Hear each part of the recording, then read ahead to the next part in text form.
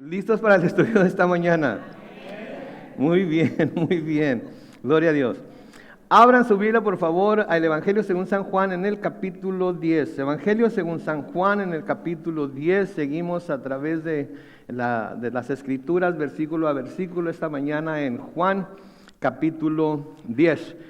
Cuando hayan encontrado esa porción de la Escritura, por favor digan amén, indicando que ya la encontraron y estamos listos para entrar en el estudio. Amén, amén. Oremos entonces. Padre Celestial, gracias una vez más. Señor, no hay manera en la que te podamos dar las suficientes gracias, en lo que podamos mostrar suficientemente nuestra gratitud hacia ti por darnos un día más de vida y más que ello, un día más en el cual reunirnos en el nombre de Jesús. Señor, primero para cantar a tu nombre, para alabar y glorificar tu nombre por medio del canto, para buscarte por medio de la oración y ahora buscar tu rostro también en el estudio de tu palabra. Muéstranos, Señor, aquellas cosas que quieres que sepamos, que quieres que tú has considerado importantes para nosotros, por tanto las has dejado plasmadas en las páginas de este libro que llamamos las Sagradas Escrituras. Abre nuestros ojos, nuestro entendimiento y más que ello, Señor, toca nuestro corazón para que lo que escuchemos podamos ponerlo en práctica para la honra y gloria de tu nombre. Pedimos estas cosas en el nombre glorioso de Cristo Jesús. Y la iglesia dice: amén. Muy bien, pues estamos en el capítulo 10 de Juan. Y la semana pasada, en nuestro estudio pasado, llegamos hasta el versículo 21. Y hoy vamos a intentar terminar el capítulo, pero hay cosas muy importantes y muy profundas que se nos enseñan en los versículos que vamos a ver hoy, que quizás vayamos a tener que detenernos y seguir en ese capítulo 10 una semana más, pero todo será de acuerdo a la voluntad de Dios. Amén. Ahora, noten cómo comienza el versículo 22, que es en donde comenzamos hoy. En el versículo 22 dice: era invierno y en Jerusalén se estaba celebrando la fiesta de la dedicación. Ahora, este es un dato importante, porque una de las cosas que hemos estado viendo es que los eventos que hemos estado estudiando desde el capítulo 7 y hasta el capítulo 10, versículo 21, ocurrieron durante la fiesta de los tabernáculos, que caía a mediados del mes de octubre. Sí, la fiesta de la dedicación se celebraba durante 8 días en el mes de diciembre, lo que quiere decir que entre el versículo 21 y el versículo 22 han pasado ya 2 meses. 2 meses en los cuales el Señor Jesucristo ha podido seguir predicando en Jerusalén, ha podido seguir haciendo obras milagrosas en Jerusalén, ha seguido manifestándose y mostrando o tratando de mostrar a la gente que estaba en Jerusalén que Él era el Mesías. Y esto es importante porque los judíos lo van a acusar de no hablar con claridad en cuanto a si era el Mesías o no. Y creo que una de las cosas que el Señor Jesucristo buscó hacer más y más y más, con más claridad, fue el hecho de que toda la gente supiera que Él era el Mesías enviado del cielo, porque Él sabía que la única manera que alguien puede ser salvo, que alguien puede acercarse a Dios, es a través de Él. Y si esta era su misión, entonces la misión que Él vino a hacer se cumplía no solamente con su predicación, su manera de hablar, las cosas que enseñaba, la autoridad que mostraba, sino también se mostraba a través de las obras que hacía, que es lo que vamos a ver más adelante. En el versículo 23 se nos dice que Jesús andaba en el templo por el pórtico de Salomón. Esta es otra cosa que debemos notar en cuanto al ministerio de nuestro Señor Jesucristo, es que siempre anduvo alrededor de los patios, alrededor del templo. Porque en el templo era donde la gente se congregaba, al templo era donde la gente iba, y especialmente durante los días de fiesta. Entonces, Él iba siempre a buscar en donde hubiera más conglomeración de gente para poder predicar el mensaje, No se escondía, ni renegaba, ni dejaba de predicar cuando estaba uno a uno, lo hemos podido ver claramente. Pero Él buscaba donde hubiera multitudes, donde hubiera mucha gente, porque quería que el mensaje fuera transmitido a cuanta más gente se podía. Acuérdense, su ministerio iba a durar nada más 3 años. Así es que no era que tuviera que apurarse en sí de hacer lo que estaba haciendo, pero el tiempo era corto. Y creo que esto nos debe hablar a nosotros también, si somos de las personas que creemos que el tiempo es corto, que la venida del Señor está cerca. nosotros también debemos estar buscando llevar el mensaje del Evangelio de Jesucristo a cuantas más personas podamos en el área en donde nosotros tenemos algún tipo de influencia. Y todos sabemos en dónde tenemos más influencia. Con nuestra familia, en nuestra escuela, en nuestro trabajo, etcétera, etcétera. Y también vale la pena decir que donde debemos buscar tener influencia es en la iglesia también. Y tenemos influencia porque venimos todos juntos, nos reunimos en el nombre de Jesús para adorar su nombre, para clamar a Él. Y es como damos testimonio los unos a los otros de lo que el Señor está haciendo en nuestras vidas en este preciso momento. Entonces, no porque venimos a la iglesia y se supone que está llena de cristianos, dejamos de dar testimonio. Porque muchas de las personas a las que Jesucristo les habló ya habían escuchado el mensaje, habían visto sus milagros. Pero Él, sin embargo, seguía predicando, no se fijaba, bueno, tú ya oíste, así es que tú te puedes ir, tú por allá miraste el milagro, así es que... No, a toda persona uno se tiene que esforzar por llevar el mensaje del Evangelio siempre. Debe de estar listo, dispuesto a dar testimonio de lo que el Señor ha hecho por nosotros. Entonces Jesús andaba en donde sabía que podía ser encontrado, y andaba en el templo, dice el versículo 23, por el pórtico de Salomón. Versículo 24, noten. Entonces los judíos lo rodearon y le dijeron: ¿hasta cuándo vas a perturbarnos el alma? Si tú eres el Cristo, dínoslo abiertamente. Noten, lo rodearon. ¿Qué nos dice eso? Que andaban todo el tiempo venadeando a ver en dónde lo encontraban, viendo a ver qué andaba haciendo, viendo a ver cómo lo podían acusar, viendo a ver con qué más podían ellos de alguna manera hacer lo que se viera mal con el pueblo. Lo andaban buscando, sin querer, andaban buscando al único que tenía el mensaje del amor de Dios a través de su Hijo Jesucristo, y sin querer, y aún rechazándolo, estaban escuchando el mensaje una y otra y otra y otra vez, y estaban viendo milagro tras milagro tras milagro tras milagro. Sin embargo, ellos no querían creer. Entonces, de nuevo, lo rodearon, lo que nos dice que día a día lo buscaban y lo seguían para tratar de sorprenderlo en alguna palabra, en algún hecho que ellos consideraran dignos de crítica o juicio. Y mis hermanos, como cristianos, eso es lo que podemos esperar también nosotros en donde nos desenvolvemos, en el trabajo, en la escuela, inclusive dentro de la misma familia. Y me atrevo a decir, y lo digo con tristeza, que a veces en la misma iglesia somos motivo de críticas, somos motivo de ataques, somos motivo de habladurías, tanto por lo que hacemos como por lo que no hacemos. Tanto por lo que hacemos como por lo que no hacemos. Y esa es una de las cosas que Dios en realidad aborrece, como lo vamos a ver más adelante. Pero siempre se nos va a estar viendo, siempre para ver cómo nos comportamos, para ver cómo reaccionamos a ciertas situaciones, para ver cómo respondemos a los ataques que el enemigo hace venir a nuestras vidas por medio de los incrédulos. Y una de las primeras preguntas que se nos hace cuando nos salimos de la raya es ¿qué? Pues no que eres cristiano, pues no que eres cristiano, pues no que vas a la iglesia todos los domingos y los martes, pues no que sirves en esto, no que sirves en... Y mira cómo te estás comportando, mira lo que estás haciendo. No quieren tener nada que ver con el Señor Jesucristo, no quieren tener nada que ver con la iglesia de Cristo, no quieren tener nada que ver con los cristianos, pero nos rechazan y lo rechazan a Él al rechazarnos a nosotros porque no les gusta el mensaje que tenemos de parte de Él, de que Él es el camino, la verdad y la vida y que nadie viene al Padre si no es por Él, ¿verdad? Entonces parece ser que esta vez no encontraban nada de qué acusarlo y lo abordan con este ataque ridículo. ¿Hasta cuándo vas a perturbarnos el alma? ¿Hasta cuándo nos vas a dejar diría mi mamá, en ascuas? ¿Hasta cuándo nos vas a dejar con la duda? ¿Hasta cuándo no vas a hablar claramente y nos vas a decir si eres el Mesías o no? Dilo abiertamente, ¿sí? Dilo abiertamente. Y se están haciendo las víctimas culpándolo a Él de perturbarles el alma.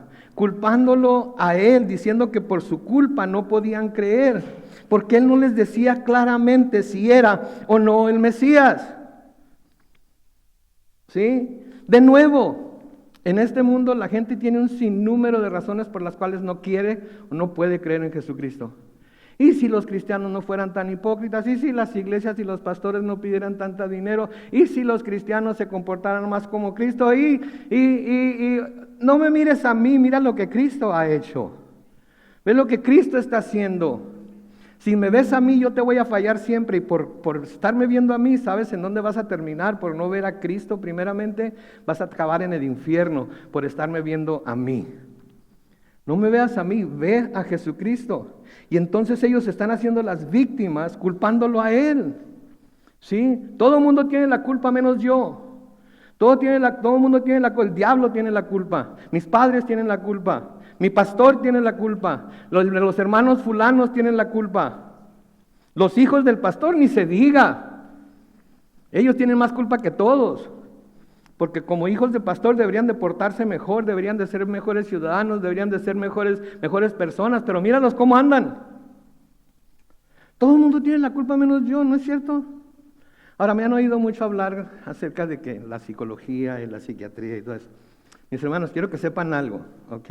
Si hay algún psiquiatra, psicólogo entre nosotros, entienda esto. Yo no estoy en contra ni de la psiquiatría ni de la psicología. De lo que estoy en contra y lo que a mí me perturba es ver que la psiquiatría y la psicología siempre está enseñando a la gente que tiene problemas a culpar a otros de sus problemas menos ellos mismos. Menos ellos mismos. En eso sí me amuina, diría Tizoc. ¿Ya? Eso sí calienta. Sí, porque la verdad de las cosas es que nosotros somos culpables de lo que pasa en nuestras vidas, porque llega el momento en el que conocemos la diferencia entre el bien y el mal y estamos dados a hacer ¿qué? El mal. Si no fuera por Jesucristo, mis hermanos, todos nosotros que nos decimos cristianos, acuérdense de lo que eran antes. Pero Jesucristo vino a hacer la diferencia, ¿no es cierto? Entonces ellos estaban haciendo las víctimas. Tú tienes la culpa. Si nos dijeras con claridad, si nos dijeras abiertamente, ya, yo soy el Mesías. ¿Sí? Y el Señor se puso a pensar, pues sí es cierto, ¿verdad? Es cierto, debería de decirlo. No se puso a pensar en eso. Versículo 25, noten. Jesús les respondió, ya se los he dicho, y ustedes no creen. Pero las obras que yo hago en nombre de mi Padre son las que dan testimonio de mí. Ya se los he dicho. Ya les he dicho muchas veces, de diferentes maneras, como vamos a ver ahorita, que yo soy el Mesías, que yo vengo del Padre, que yo vengo del cielo, que yo fui enviado por Dios a predicar el mensaje que estoy predicando. Entonces Él les recuerda a los líderes judíos, a los fariseos y a los escribas sus palabras y obras. Jesús era el Mesías, y así lo dijo, se lo dijo a la mujer samaritana en el pozo en Samaria, ¿se acuerdan? En Juan 4, 25 y 26. Se lo dijo claramente a ella, yo soy el que habla contigo, ¿sí? Se lo dijo también al hombre que había nacido ciego en el capítulo 9 que acabamos de estudiar hace unas cuantas semanas, en los versículos 35 y 37. Yo soy el que habla contigo, cuando el ciego le dijo, ¿y quién es, Señor, para poder creer en Él? Le dijo muy claramente, yo soy el que habla contigo.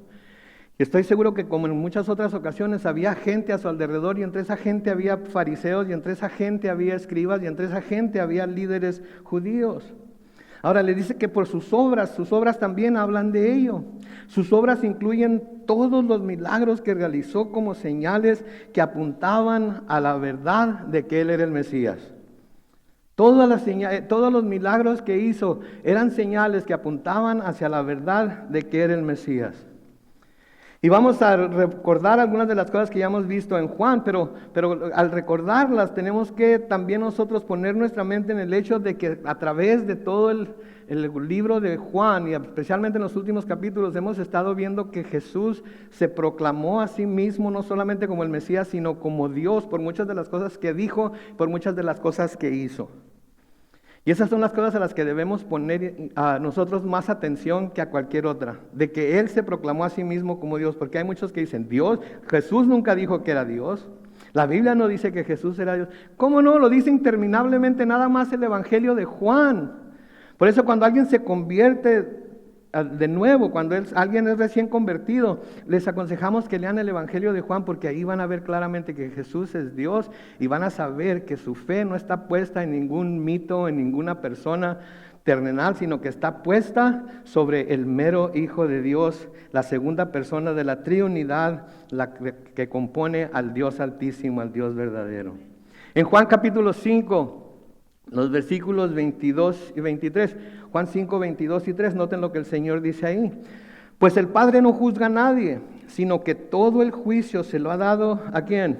Al Hijo. ¿Para qué? Versículo 23, para que todos, noten, honren al Hijo tal y como honran al Padre. El que no honra al Hijo, no honra al Padre que lo envió. ¿Qué les está diciendo ahí? Que el Señor envió al Hijo, ¿sí? Para que todos honren al Hijo. Y le ha dado la habilidad para juzgar a todo mundo, para que todos honren al Hijo, para que todos teman al Hijo, tal y como honran y temen al Padre. El que no honra al Hijo, no honra al Padre que lo envió. Eso los debió haber hecho que les temblaran las rodillas.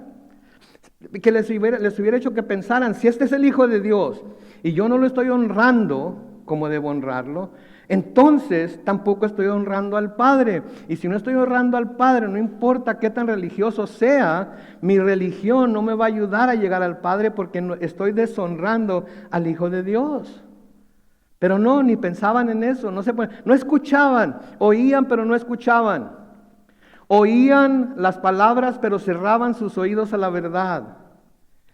Y eso es algo que yo espero que el Espíritu Santo no nos deje hacer a nosotros como cristianos. Que oigamos las palabras, pero cerremos nuestros oídos a la verdad de las palabras. Porque no es solamente el oír las palabras, sino recibir las palabras como la verdad, la única verdad que nos hará libres, la única verdad por medio de la cual podemos llegar delante del trono de Dios completamente confiados en que no nos va a rechazar, porque venimos en Cristo, que es el camino, la verdad y la vida. En Juan capítulo 6, los versículos 57 al 59, noten lo que dice ahí. Así como el Padre viviente me envió y yo vivo por el Padre, así también el que me come vivirá por mí. Este es el pan que descendió ¿de dónde? Del cielo. No es como el pan que comieron los padres de ustedes y murieron. ¿Sí? El que come de este pan vivirá eternamente. Jesús dijo estas cosas en la sinagoga cuando estaba en Cafarnaúm. La sinagoga era como esto que está pasando aquí, en donde se reunían los judíos, hombres y mujeres, ¿sí? A escuchar la palabra de Dios predicada. ¿Sí? Y entonces estaban en la sinagoga, lo que quiere decir que ahí había fariseos, había escribas, había líderes religiosos, etcétera, etcétera, y estaban escuchándolo. ¿Sí? Y muchos de estos líderes religiosos, fariseos y escribas, lo andaban, como vimos en los primeros versículos, lo andaban siguiendo para arriba y para abajo, lo que quiere decir que escucharon sus enseñanzas, vieron sus milagros, ¿sí? Una y otra y otra y otra vez. Y luego el lugar en donde el Señor Jesucristo claramente estaba diciendo que Él era el Mesías, lo leemos en Lucas capítulo 4, los versículos 16 al 21. Lucas capítulo 4, versículos 16 al 21, y esto es en Nazaret, en donde Él se crió. Versículo 16 dice, Jesús fue a Nazaret, donde se había criado, y en el día de reposo entró en la sinagoga de nuevo, en donde habría fariseos, escribas, líderes religiosos, como era su costumbre, y se levantó a leer las Escrituras. Se le dio el libro del profeta Isaías, y al abrirlo encontró el texto que dice, versículo 18, el Espíritu del Señor está sobre mí, me ha ungido para proclamar buenas noticias a los pobres, me ha enviado a proclamar libertad a los cautivos, a dar vista a los ciegos, a poner en libertad a los oprimidos y a proclamar el año de la buena voluntad del Señor. Luego noten lo que hace en el versículo 20.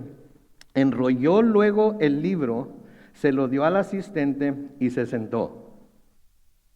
Toda la sinagoga lo miraban fijamente. Todos estaban clavados en él. Leyó Isaías. ¿Qué va a decir? ¿Qué va a decir? ¿Qué va a decir? Versículo 21. Entonces él comenzó a decirles, hoy se ha cumplido esta escritura delante de ustedes. ¿En serio? ¿En serio? Si yo les dijera, hoy se ha cumplido esta escritura delante de ustedes, ¿qué dirían? Espero que dirían que estoy loco porque no se está cumpliendo, pero se cumplió delante de ellos. Y ellos amaban a Isaías, amaban lo que Isaías decía. Sí, cuando él dice, hoy, ¿sí? Hoy se ha cumplido esta escritura delante de ustedes. Debieron haberse postrado con la frente al suelo y decir, Rabí, Mesías. Sí, pero no lo hicieron. No lo hicieron.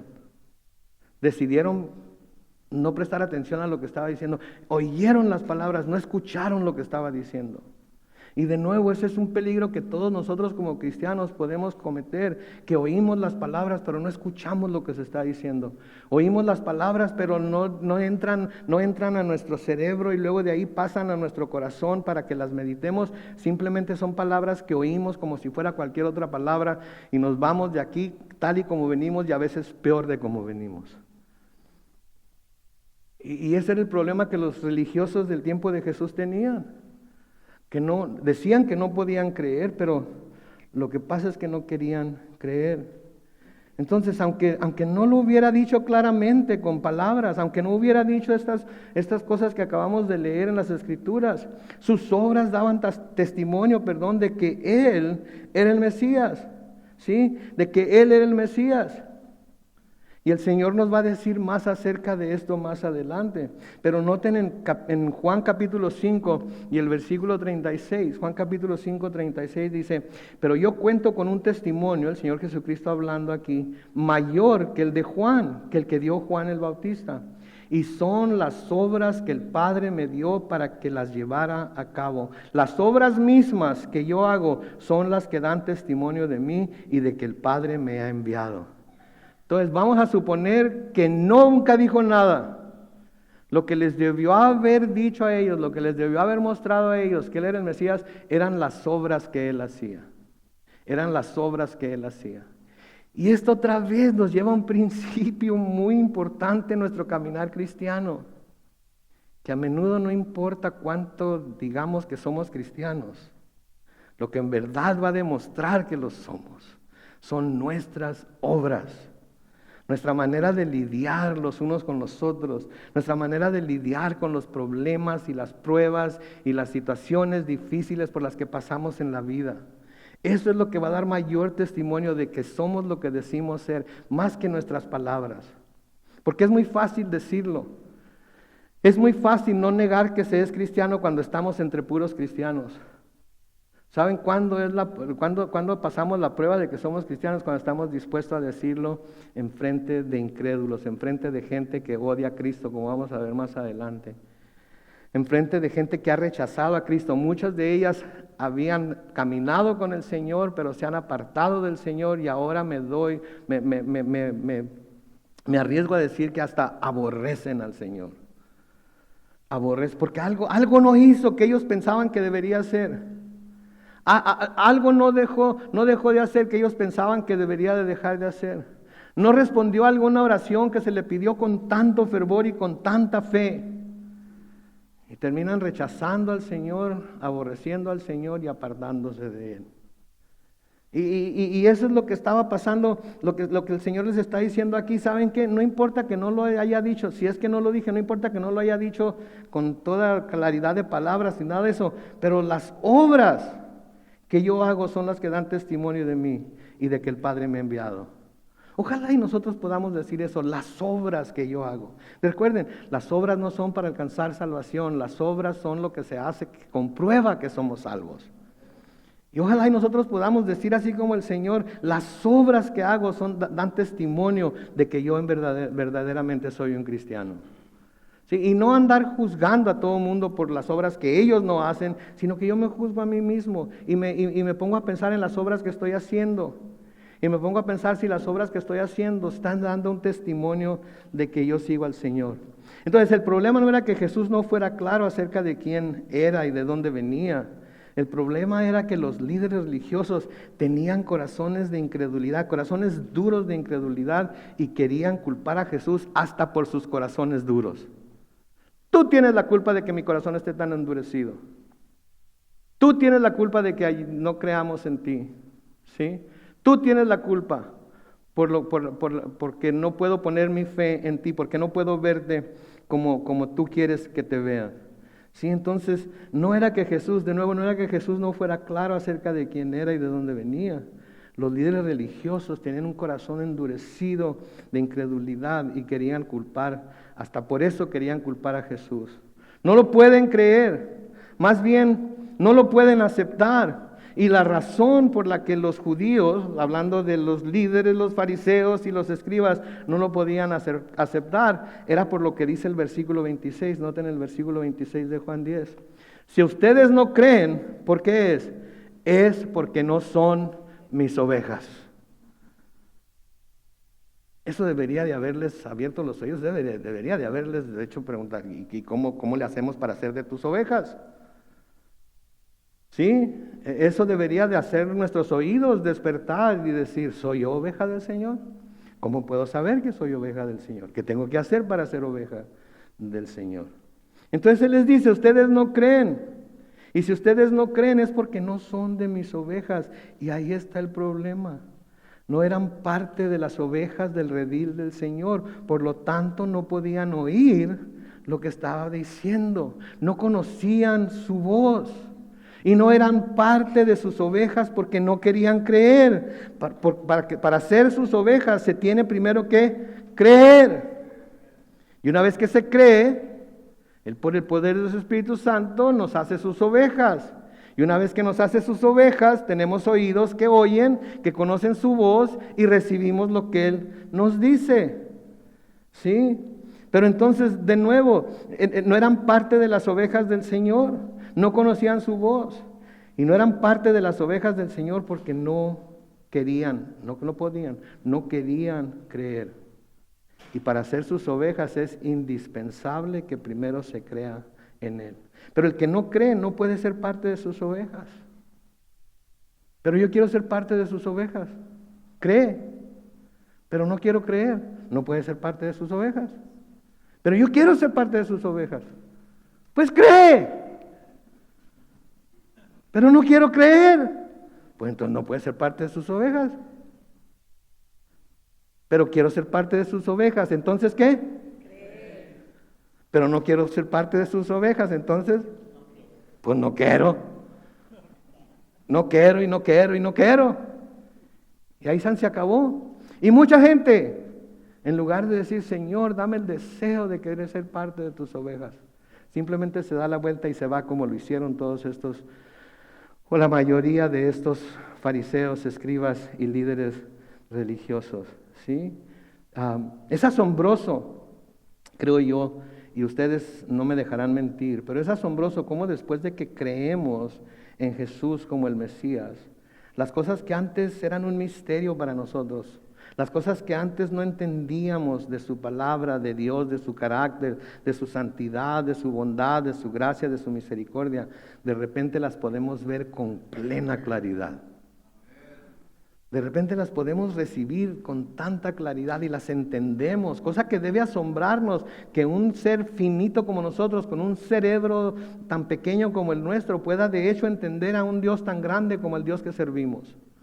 Puede entender la palabra que nos ha dejado escrita para que lo conozcamos a Él mejor. Y nuestro conocimiento de Él crece y nuestra relación con Él se cimienta en lo que la palabra de Dios dice, y podemos entonces caminar por esta tierra no solamente dando testimonio con nuestros labios, con nuestra lengua, acerca de lo que Jesús es en nuestra vida, sino que nuestros hechos, nuestra manera de comportarnos, dice lo que somos, da testimonio de lo que somos. Oye, ¿ya oíste? Fernando, ¿qué pasó? Pues ¿te acuerdas lo borracho que era? Dejó de tomar así de buenas a primeras, ¡zas! Nada. ¿Y cómo le hizo? Pues dice que creyó en Jesús. ¿Cuál? ¿Jesús el de la tienda de la esquina? No. Jesús el de la Biblia. Se hizo cristiano. Ese es el testimonio más grande que se puede dar, que alguien puede dar. Que gente que nos conoce como verdaderamente somos, que ha estado con nosotros y nos ha visto enseñando completamente el cobre, ahora nos pueda ver cubiertos del oro de la misericordia de Jesús. Es el mejor testimonio que podemos dar.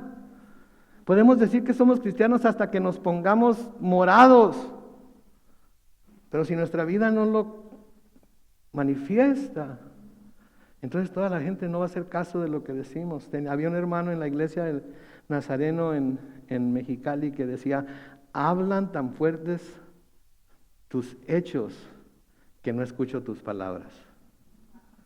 Hablan tan fuerte tus hechos que no escucho tus palabras. Si somos la sal, ¿sí?, nosotros vamos a dar al mundo no solamente sabor, sino sed para escuchar y recibir el agua de la palabra de Dios. Pero si no estamos haciendo eso, ¿para qué es buena la sal entonces?, dice el Señor Jesucristo. Para echarla fuera y ser pisoteada por los hombres. Entonces, si verdaderamente somos la sal, vamos a estarle dando sabor a algunos, un sabor que no les gusta mucho, pero vamos a estar dando sabor al mundo de lo que es Jesucristo. Acuérdense, para los que se pierden, somos fragancia de ¿qué? Muerte para muerte. A los que no quieren creer, olemos a muerto cuando les hablamos de Jesús. Pero a los que van a creer, somos fragancia de vida para vida. Y como nosotros no sabemos quiénes van a creer y quiénes no, tenemos que hablarles a quiénes, a todos. Gloria a Dios, están agarrando la onda. Vamos a tener una iglesia llena de evangelistas. Gloria al Señor, qué bárbaro. Versículo 27 sigue diciendo: las que son mis ovejas oyen mi voz, y yo las conozco, y ellas que me siguen. Las que son mis ovejas oyen mi voz, yo las conozco, y ellas me siguen. ¿Sí? Noten, nosotros oímos la voz. Nosotros escuchamos lo que estamos escuchando de la palabra hoy y lo entendemos.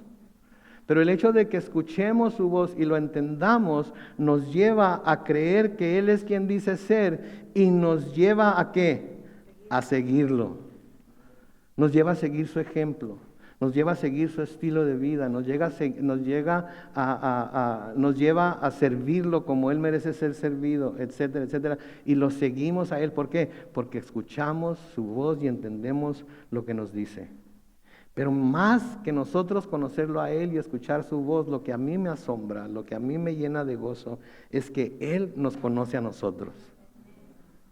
Él nos conoce a nosotros, al revés y al derecho, sabe de dónde nos sacó, sabe dónde nos va a llevar, y aún así nos conoce y no nos desprecia. Nos conoce y seguimos siendo aceptados por Él cuantas veces vamos a su trono de gracia para recibir el oportuno socorro. Entonces y eso nos da una gran libertad, porque entonces nos damos cuenta que no tenemos que escondernos de Él, podemos ir con Él al descubierto, completamente al descubierto, porque Él ya sabe cómo somos, lo que somos, etcétera, etcétera, etcétera. Y vamos y nos acercamos a Él y le pedimos perdón y nos confesamos con Él, y Él nos perdona, nos limpia de toda maldad y nos manda en nuestro camino de nuevo. Nos manda en nuestro camino de nuevo. El profeta Nahum en el capítulo 1 y el versículo 7 dice, Nahum capítulo 1 y el versículo 7 dice: el Señor es bueno, es un refugio en el día de la angustia. ¿Quién dice amén? Amén. Y luego noten, el Señor conoce a los que en Él confían. El Señor conoce, Él sabe lo que necesitamos antes de que lo mencionemos nosotros. Él conoce los deseos más profundos de nuestro corazón. Y aunque a veces nuestros deseos son muy egoístas, y debemos aceptar que lo son, de todas maneras, Él ayuda a que nuestros deseos se conviertan en deseos santos, que lo honren a Él, que busquen ponerlo a Él primero, y nos ayuda a nosotros a negarnos nosotros mismos, a morir a nosotros mismos, porque Él nos dejó ese ejemplo al morir por nosotros en la cruz. En 2 de Timoteo capítulo 2 y el versículo 19, noten lo que dice: pero el fundamento de Dios está firme y tiene este sello: el Señor conoce a los que son suyos. ¿Usted es del Señor hoy? El Señor lo conoce, la conoce, y que se aparte de la iniquidad todo aquel que invoca el nombre de Cristo. Ahora, tenemos la tendencia a pensar en iniquidad como los peores de los pecados. Pero todo pecado es iniquidad. El egoísmo, el orgullo, la altanería, la soberbia, la envidia, todo ello es iniquidad. Porque todo ello nos separa de Dios. Todo ello nos hace que nos apartemos de Dios para buscar lo que nosotros queremos. Entonces, este fundamento del que habla aquí Pablo a Timoteo, se nos dice que está firme en que tiene el sello de que el Señor conoce a los que son suyos, pero también de que se aparte de la iniquidad todo aquel que invoque el nombre de Cristo. Lo que a mí me dice que no puedo invocar el nombre de Cristo si no me estoy haciendo todo lo posible para apartarme de la iniquidad. No voy a ser perfecto, pero es una meta que todos debemos estar buscando día con día, apartarnos de la iniquidad. Hay mucha iniquidad de la cual nos hemos apartado y ya no tenemos que lidiar con ello, ya no tenemos que luchar con ello. Pero si somos honestos, hay iniquidad con la que todavía estamos luchando. Y tenemos que clamar al Señor para que nos ayude a luchar contra ella. Amén. Versículo 28 sigue diciendo en Juan 10, si yo les doy vida eterna a las ovejas de las que está hablando, y no perecerán jamás, ni nadie las arrebatará de mi mano. Mi Padre que me las dio es mayor que todos, y nadie las puede arrebatar de la mano de mi Padre. Noten, en estos versículos Jesús describe aquí 3 características de sus ovejas. Una, como ya vimos, escuchan su voz. Escuchan su voz, tienen la habilidad para escuchar su voz. 2, como ya vimos, Él las conoce. Y 3, como ya vimos también, sus ovejas lo siguen a Él. Y el que lo sigan muestra la fe que las ovejas tienen en su pastor. Confían en que siempre las guiará a aguas mansas y pastos verdes. El pastor va delante de nosotros vamos viendo a nuestro alrededor, a veces nos lleva por lugares tenebrosos, pero Él va cuidando de nosotros, pero porque es nuestro pastor, confiamos en Él y mientras lo tengamos a Él en nuestra vista, delante de nosotros, y lo podamos ver hacia dónde va, nosotros lo seguimos y cerramos los ojos a lo que está pasando a nuestro alrededor y lo seguimos a Él porque sabemos que Él siempre nos va a llevar a un lugar seguro. Él siempre nos va a llevar a un lugar seguro. Y luego el resultado de ello es que jamás van a perecer. Su vida eterna nunca puede ser arrebatada. ¿Y por qué no puede ser arrebatada? Porque la mano del Padre es más poderosa que cualquier enemigo que las ovejas puedan tener. Es más poderosa que cualquier diablo, cualquier demonio, cualquier enfermedad, cualquier situación difícil. Es más poderosa y Él nos va a guardar de todas esas cosas.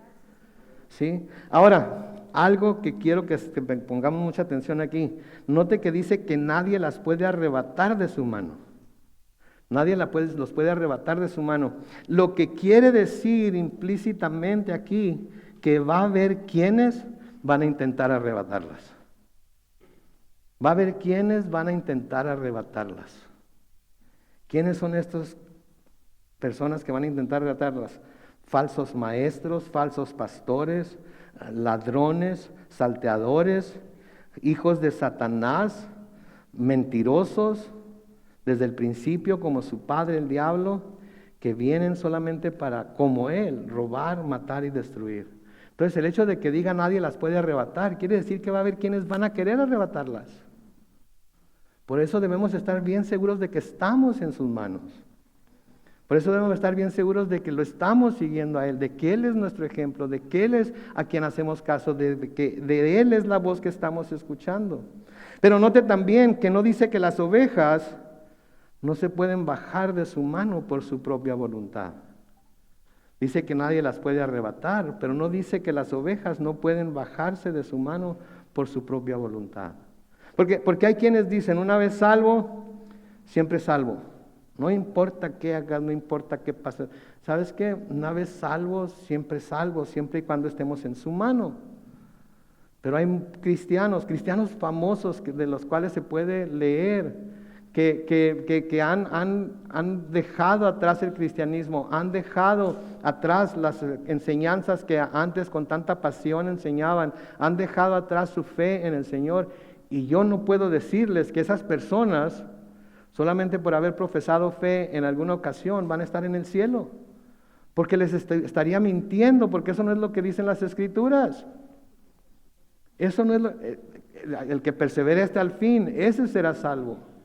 ¿Sí? Entonces tenemos que tener mucho cuidado con las diferentes doctrinas que recibimos y entendemos, porque muchas de ellas no están basadas en la verdad de lo que dicen todas las Escrituras. Pero las ovejas que permanecen en su mano nunca perecerán. Su vida eterna nunca podrá ser arrebatada. Nunca podrá ser arrebatada. ¿Sí? Y aquí vemos a la oveja en la mano del Hijo. Y la mano del Hijo puesta sobre la mano del Padre. Y la oveja bien segura porque está en la mano de Cristo, que está en la mano del Padre, y de esa mano jamás podrá ser arrebatada. Pero debemos permanecer en Él. Y luego dice algo interesante en el versículo 30, noten lo que dicen: el Padre y yo somos uno. Ok, Jesús nunca dijo que era Dios. Yo creo que sí, aquí está afirmando que el Padre y Él son uno. Ahora, pudiéramos hablar de la Trinidad y de etcétera, tratar de explicarla, pero quiero decirle algo, y soy el primero en admitirlo, que nunca le voy a dar una explicación que vaya a satisfacer toda su curiosidad acerca de cómo Padre, Hijo y Espíritu Santo son tres personas diferentes una de la otra, pero las tres son un solo Dios. Si yo les dijera que lo puedo explicar, les estaría mintiendo. Pero sí les puedo decir con toda seguridad que la Biblia habla de ello claramente, y porque está en la Biblia yo lo creo. Y le aconsejo a usted que examine las Escrituras y vea en dónde se presenta el Dios de la Biblia como ese Dios triuno que consiste en Dios el Padre, Dios el Hijo y Dios el Espíritu Santo, y va a encontrar la respuesta. Pero el Señor dice: el Padre y yo somos uno. Y aquí de lo que está hablando cuando dice de que el Padre y yo somos uno, no está hablando de que son una sola persona. Ok, no está hablando de que son una sola persona. Está hablando de que son uno en perfecta unidad. Son uno en naturaleza. Son uno en carácter. Son uno en esencia. Son uno en propósito y son uno en acción.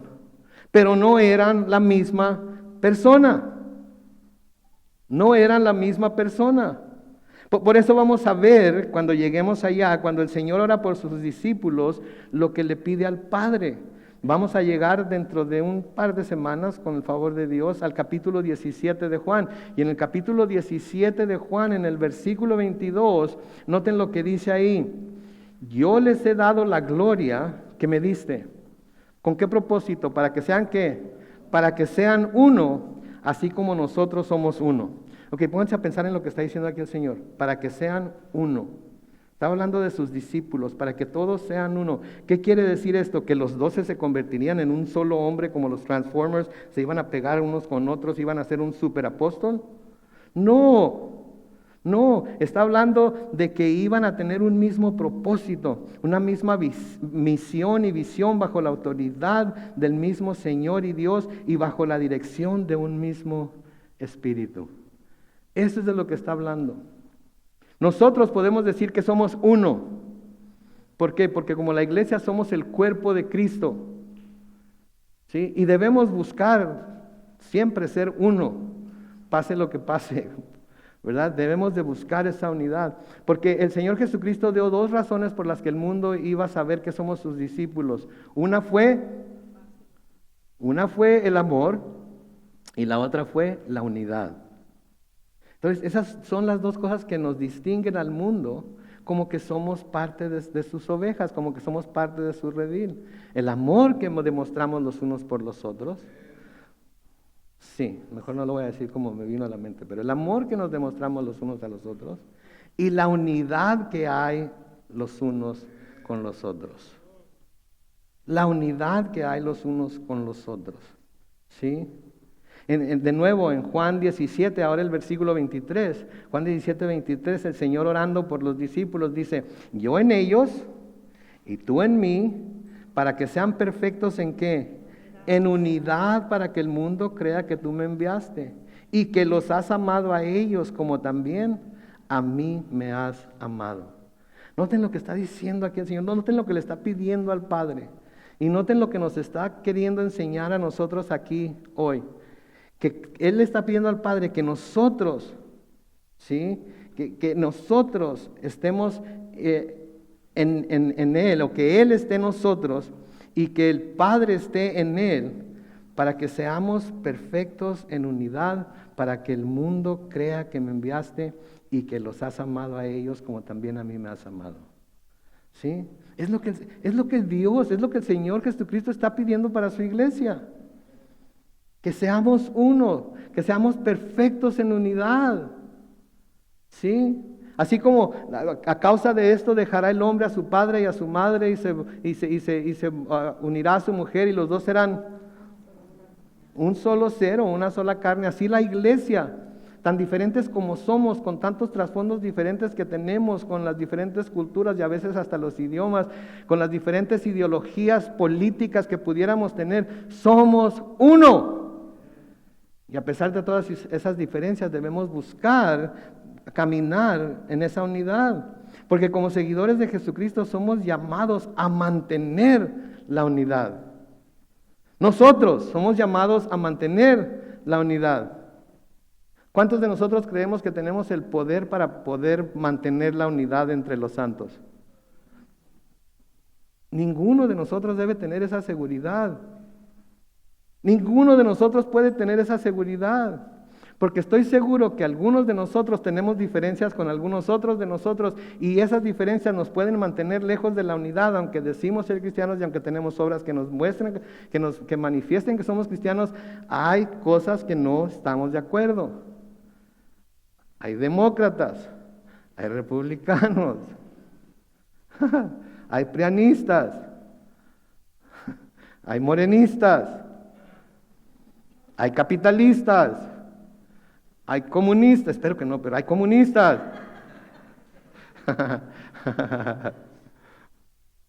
Hay quienes votaron por la proposición 50, hay quienes votaron no por la proposición 50. Hay diferencias entre nosotros, ¿quién está de acuerdo? No. Sin embargo, el Señor nos llama a hacer ¿qué? Una unidad.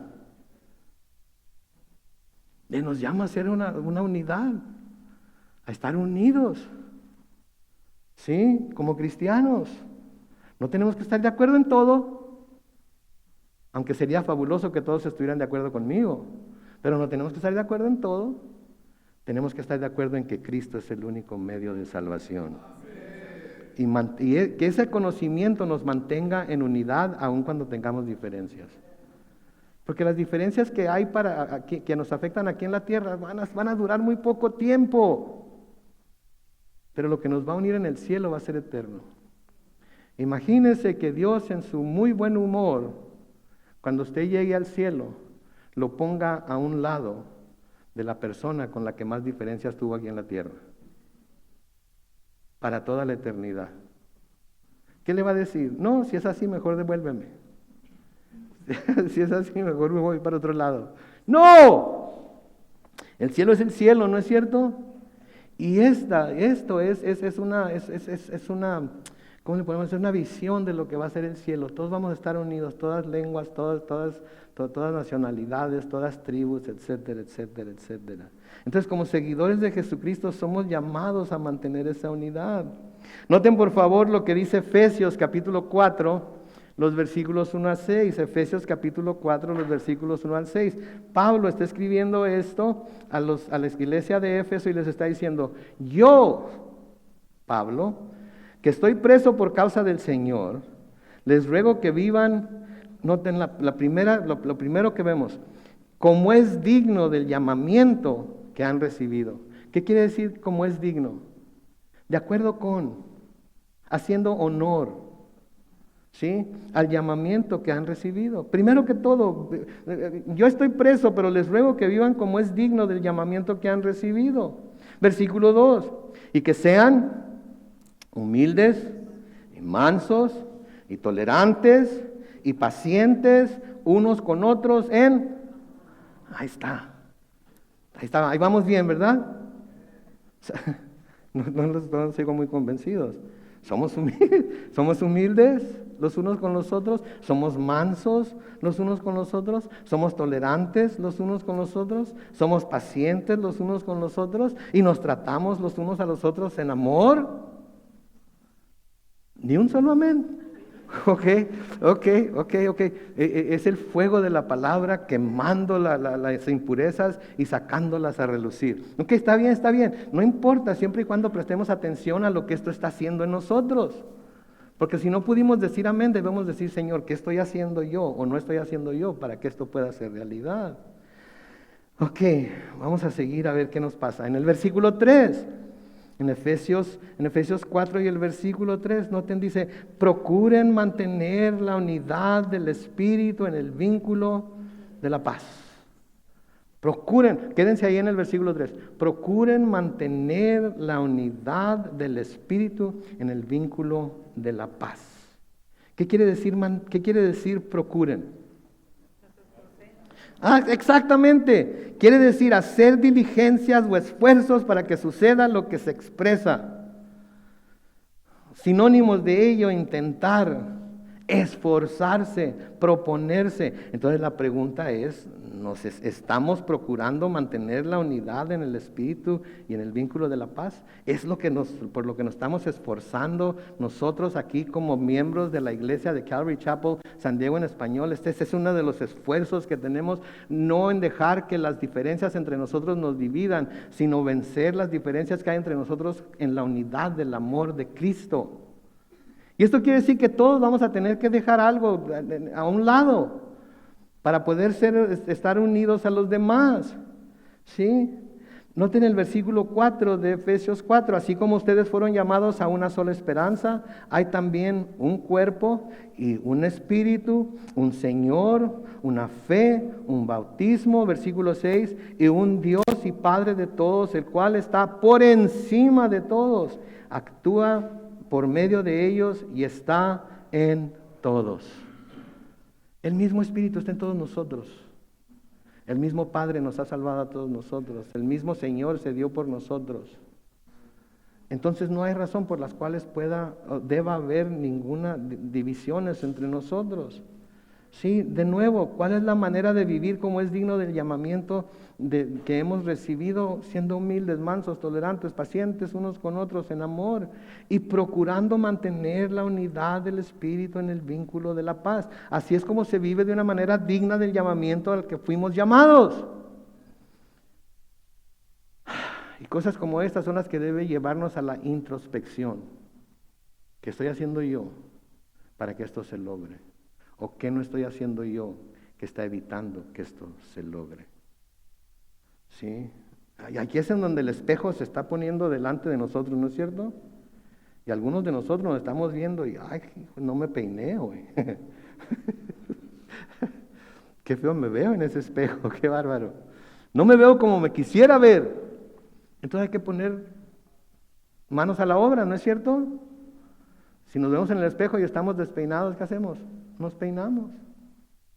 Sí, nos lavamos la cara, etcétera, etcétera. Entonces, si estamos viendo claramente en el espejo lo que estamos o no estamos haciendo, tenemos que buscar, procurar, hacer con diligencia, esforzarnos para que suceda esta unidad que el Señor, a través de la pluma de Pablo, inspirado por el Espíritu Santo, nos dice que debemos de tener como el cuerpo de Cristo, como las ovejas de Cristo. Acuérdense, en Proverbios 6, 16 al 19, Proverbios 6, 16 al 19, noten lo que dice el Señor. Hay 6 y hasta 7 cosas que el Señor detesta como. Quédense ahí, no cambien el versículo. Hay 6 y hasta 7 cosas que el Señor detesta con toda el alma. ¿Sí? Cuando se detesta algo con todo el alma, ¿qué quiere decir? No lo soporta, ¿sí? Versículo 17. Los ojos altivos, la lengua mentirosa, las manos que derraman sangre inocente. Versículo 18. La mente que maquina planes inicuos, los pies que se apresuran a hacer el mal, el testigo falso que propaga mentiras y el que siembra discordia entre hermanos.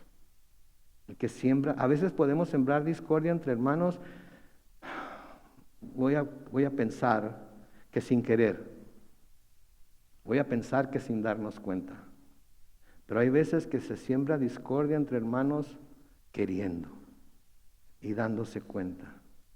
Y lo que tenemos que darnos cuenta nosotros es que el Señor detesta eso. Entonces tenemos que tener mucho cuidado con qué hablamos entre hermanos acerca de otros hermanos.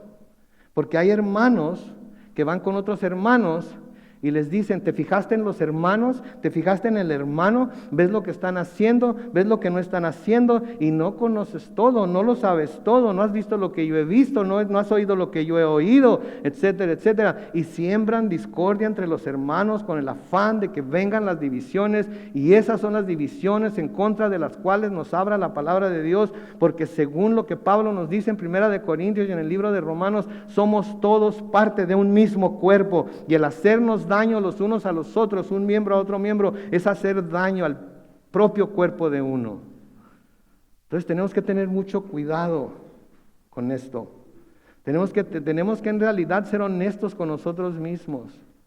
Porque sucede, me ha tocado verlo. Hay quienes no piensan dos veces antes de hablar mal de algún hermano con otro hermano. Antes de empezar a decir cómo son, cómo no son, qué es lo que hacen, qué es lo que no hacen, etcétera, etcétera. Y siembran discordia entre uno y el otro. Y hacen que ese hermano al que se les están diciendo estas cosas, lo hacen que manche la imagen del hermano del que se está hablando. Y aunque no quiera uno, porque somos seres humanos y somos pecadores y nuestro corazón es malvado, ¿sí? Empezamos a mostrar antipatía, empezamos a mostrar un rechazo hacia el hermano del cual se nos dijo lo que se nos dijo. Porque así somos, no me digan que no somos así. ¿Quién me empujó? No me digan que no somos así. Ya te fijaste el pastor que dijo lo que dijo, te fijaste. De repente uno, aunque haya tenido en alta estima al pastor, ¿cierto, verdad? Nunca me había fijado. ¡Qué bárbaro! Mejor ni debería de decir, mejor ni debería de ser, mejor. Y pónganse a pensar, cuando hacemos ese tipo de cosas, estamos funcionando, trabajando, haciéndonos daño a nuestro propio cuerpo. Y por eso hay divisiones en las iglesias constantemente. Porque uno empezó a hacer su grupito por acá para buscar algo mejor, porque tienen algo mejor, porque tienen más experiencia, porque tienen más sabiduría, porque tienen más tiempo en la palabra, etcétera, etcétera. Y otro empezó a hacer su grupito por allá, y cuando menos pensamos ya, oye, pues nosotros podemos tener nuestra propia iglesia, ¿por qué no hacemos nuestra propia iglesia? Pues es cierto, ¿verdad? Pues últimamente, pues vámonos. Mis hermanos, esto es algo serio. El Señor nos llama a ser uno, como Él y el Padre son uno. El Señor nos llama a cuidar, a procurar siempre tener unidad entre nosotros. Y yo sé, mis hermanos, yo sé, la pregunta es, ¿pero qué tal cuando alguien no quiere? Siempre va a haber gente que no quiera. Siempre va a haber gente que se va a rehusar. Pero ¿qué nos dice Pablo? Que mientras sea por nosotros, ¿qué debemos hacer? Tener la paz con todo el mundo. ¿Sí? Es curioso, en 1 Corintios, cuando Pablo está aconsejando a los que están casados, cuando uno es creyente y el otro es incrédulo, Pablo le dice al creyente que si el incrédulo se quiere ir, ¿qué? Que se vaya. Que se vaya. Si el incrédulo se quiere ir, que se vaya. ¿Okay? Pero que no sea por causa de que el creyente no vaya a ser la causa de que la discordia esté presente ahí. Entonces nosotros también, mis hermanos, nosotros debemos hacer todo lo posible por mantener la unidad. Y al que no quiera no lo vamos a poder obligar, pero nosotros no dejamos de hacer el bien. Porque lo que las Escrituras nos prometen es que si no dejamos de hacer el bien a su tiempo, vamos a cosechar. Y si no es en esta vida, va a ser en la otra. pero vamos a cosechar, pero debemos luchar por guardar la unidad. Amén. Yo creo que ahí le vamos a dejar. Es algo bueno para meditar durante esta semana. ¿Qué estoy haciendo yo para fomentar la unidad en nuestra iglesia? ¿Qué estoy haciendo yo para fomentar la unidad en mi familia? ¿Qué estoy haciendo yo para fomentar la unidad entre hermanos? Para cumplir con la voluntad de Dios en esta área. O en su defecto, ¿qué estoy haciendo yo que no está fomentando la unidad? Que está causando divisiones entre personas, entre familias, entre hermanos. Que recapacitemos y corrijamos nuestra manera de ser y busquemos honrar a Dios en todo. Amén. Oremos. Bendito Padre Celestial, te damos gracias, Señor, en esta mañana. Te damos gracias por tu palabra, Señor. Te damos gracias por esa seguridad que nos das en Cristo Jesús, de que Él es nuestro pastor y de porque lo hemos recibido a Él, lo hemos aceptado a Él como nuestro pastor. Ahora podemos oír su voz, ahora podemos seguirlo con toda tranquilidad y seguridad porque lo entendemos. Sabemos, Señor, que esto solo puede venir por el poder de tu Espíritu Santo. Sabemos, Señor, que esto solo puede llevarse a cabo porque tú nos hablas y nosotros oímos tu voz. Señor, yo te pido por cada persona que está aquí presente hoy, que si ha escuchado tu voz, que se dé cuenta que es porque es parte de tus ovejas, es parte de las ovejas de tu prado, y que al escuchar la voz, no solamente la recibamos en nuestros oídos, sino que meditemos en ella en nuestra mente y la recibamos en nuestro corazón. Te pedimos, Señor, que nos des tanto el querer como el hacer de tu perfecta voluntad. Y sabemos que esta es tu voluntad, porque eso fue lo que tu Hijo Jesucristo pidió para sus discípulos, que ellos fueran uno así como tú y Él son uno, y que por la unidad de ellos el mundo pudiera saber,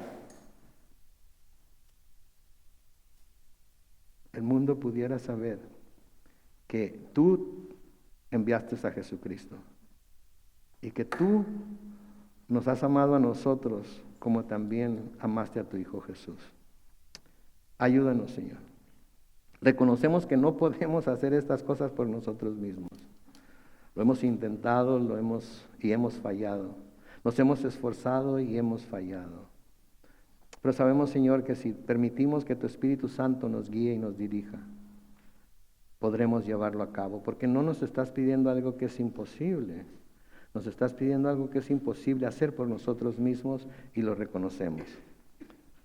Pero si pedimos tu ayuda, si nos acercamos a ti, buscamos tu rostro, para ti no hay nada imposible. Y aún gente tan diferente como pudiéramos ser todos nosotros, Señor, aún entre gente como nosotros, puedes fomentar, causar, alimentar y fortalecer la unidad que hay entre nosotros, para que el mundo sepa que fuiste enviado por Dios. Bendecimos tu nombre, te damos honra, gloria y alabanza. Y lo hacemos todo en el nombre glorioso de Cristo Jesús. Y la iglesia dice, amén.